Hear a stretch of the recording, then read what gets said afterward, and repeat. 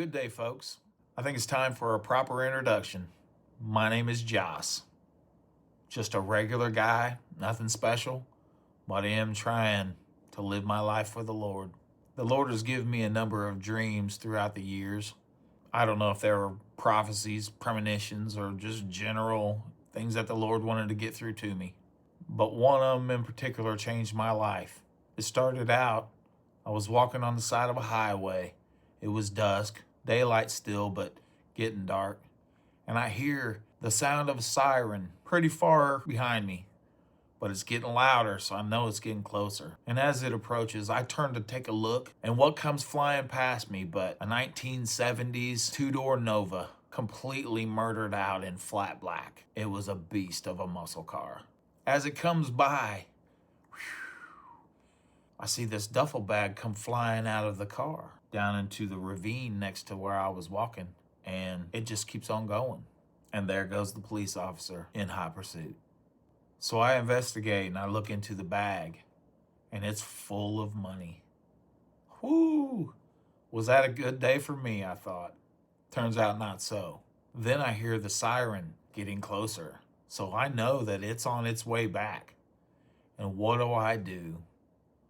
I take the duffel bag and I strap it onto my back, and I jump down into the ravine, little water runoff creek, like you see on the side of the highways. But anyway, I'm floating down this thing, and I end up floating kind of around this bend and I guess into like a big cave of some sort because it was completely black. And I'm hearing noises from ahead, and there seems to be a faint light and the sound of people and music. And as I get closer, I realize, man, these are people back here. They're partying. Woohoo! I got all this money, and I just stumbled onto a party.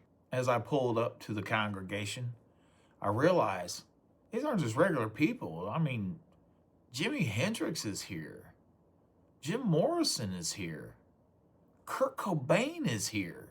Man, it was such a good time. I just went around and I talked to all my rock and roll idols and had just the greatest time until I eventually got tired.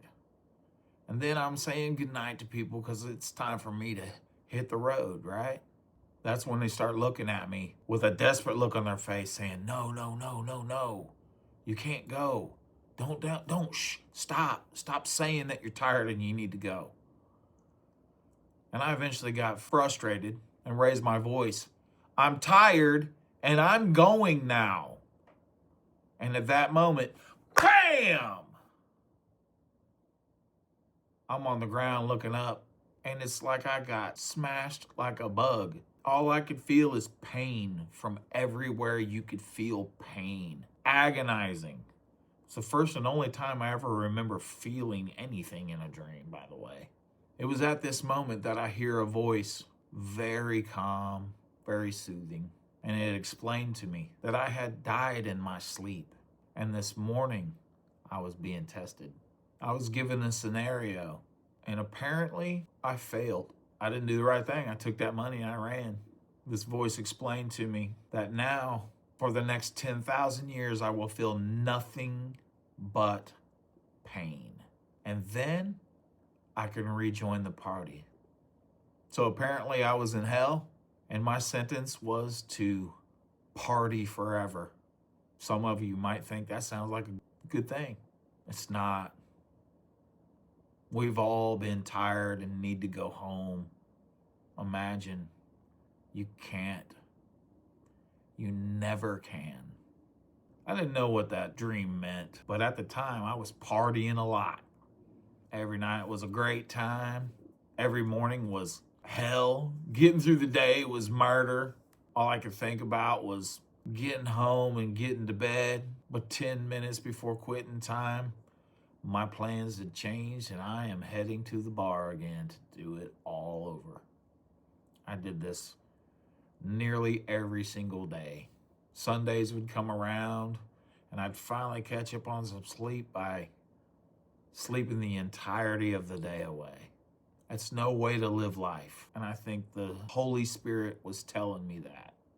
This is no way to live life. And that's how I took it. Was that dream prophetic? I don't know. But it affected me the way it needed to affect me because I stopped all that partying.